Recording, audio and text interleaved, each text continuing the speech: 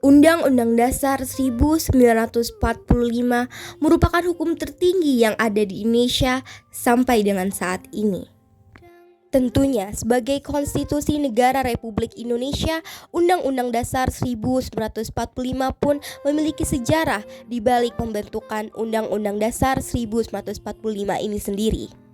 Undang-undang ini dirancang oleh BPUPKI pada tanggal 29 Mei sampai dengan 16 Juni 1945 yang memiliki beberapa pernyataan inti di antara lain 1. Pernyataan kemerdekaan Indonesia, 2. Batang tubuh, dan 3. Pembukaan UUD 1945. Pun sayangnya, konstitusi ini telah menjadi alat legitimasi kekuasaan bagi para pemimpin bangsa agar mereka tetap duduk di kursi pemerintahan tertinggi negara Republik Indonesia yang sebelumnya terdapat dalam pasal 7 yang berbunyi, Presiden dan Wakil Presiden memegang jabatannya selama masa 5 tahun dan sesudahnya dapat dipilih kembali.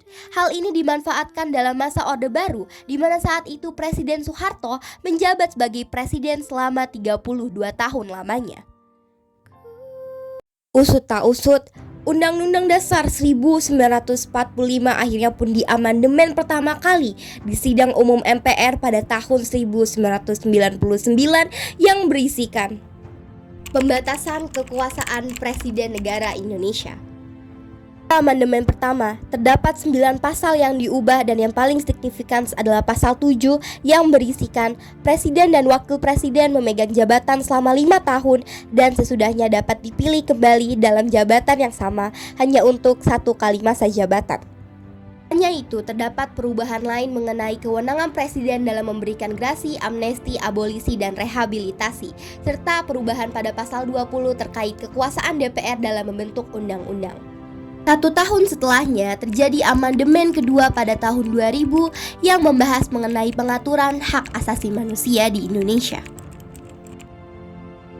Dalam naskah asli Undang-Undang Dasar 1945 tidak adanya aturan yang jelas yang mengatur bagaimana hak asasi manusia diberlakukan dengan secara adil di Indonesia, sehingga terdapat banyak kasus pelanggaran hak asasi manusia yang terjadi dari masa ke masa sebelum dilakukannya amandemen kedua pada tahun 2000. Terdapat banyak sekali kasus-kasus pelanggaran hak asasi manusia yang sampai dengan saat ini belum mendapatkan kejelasan baik dalam pemerintah, sehingga banyak sekali masyarakat yang menuntut keadilan atas hilangnya orang-orang yang mereka cintai dan sayangi. Hasil amandemen kedua Undang-Undang Dasar 1945 yang dilakukan di tahun 2000 juga mengalami beberapa perubahan di antara lain mengenai pemerintah daerah, mengenai DPR, mengenai wilayah negara, mengenai warga negara dan penduduk, mengenai hak asasi manusia, mengenai pertahanan dan keamanan, dan mengenai bendera, bahasa, lambang negara, serta lagu kebangsaan. Amandemen ketiga terjadi pada tahun 2001 dan membahas mengenai isu lembaga negara. Sidang tahunan MPR 2001 yang dihelat tanggal 1 sampai 9 November 2001 menghasilkan perubahan ketiga UUD 1945. Inti dari amandemen UUD 1945 ketiga ini mencakup beberapa pasal dan bab mengenai bentuk dan kedaulatan negara, kewenangan MPR, kepresidenan, impeachment, keuangan negara, kekuasaan kehakiman, dan lain sebagainya. Terdapat banyak perubahan maupun penambahan pasal dalam amandemen ketiga UUD 1945. Seperti dalam pasal 1 dijelaskan bahwa negara Indonesia adalah negara hukum, atau dalam pasal 3 misalnya, MPR berwenang untuk mengubah dan menetapkan undang-undang dasar. MPR juga berwenang untuk melantik presiden dan wakil presiden. Serta pasal 3 juga menjelaskan mengenai MPR dapat memberhentikan presiden atau wakil presiden dalam masa jabatannya menurut Undang-Undang Dasar. Dalam perubahan ketiga ini juga menghasilkan sebuah lembaga baru, yakni adalah Mahkamah Konstitusi. Amandemen keempat terjadi pada tahun 2002 dan membahas mengenai liberalisasi perekonomian.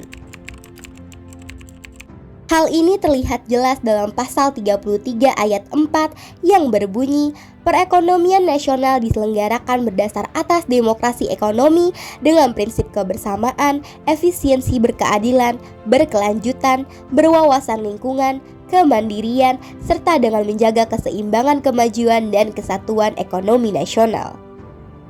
Selain itu, liberalisasi ekonomi juga terlihat jelas dalam pasal 23B yang berbunyi macam dan harga mata uang ditetapkan dengan undang-undang, serta pasal 23D yang berbunyi negara memiliki suatu bank sentral dan susunan, kedudukan, kewenangan, tanggung jawab, dan independensinya diatur dengan undang-undang.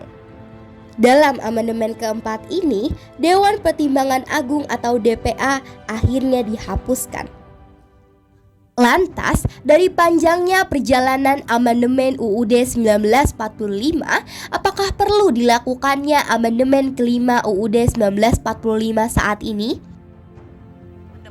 Undang-Undang Dasar 1945 kembali. Undang-Undang Dasar 1945 agar hanya warga negara. Undang-Undang Dasar 1945 masih menuai pro dan kontra. Lantas, benarkah amandemen Undang-Undang Dasar 1945 merupakan sebuah langkah kemunduran bagi demokrasi yang ada di Indonesia?